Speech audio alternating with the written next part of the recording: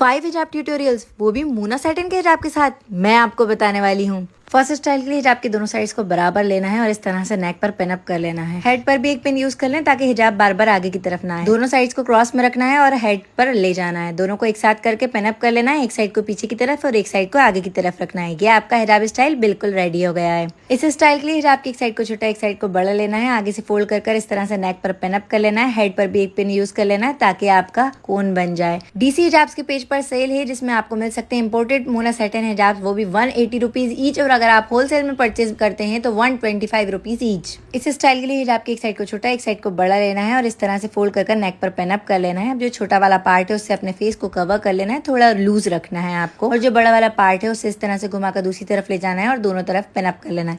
जिससे आपने face cover किया है उस पर पिन यूज ना करें और आप इससे आसानी से फेस ओपन भी कर सकते हैं।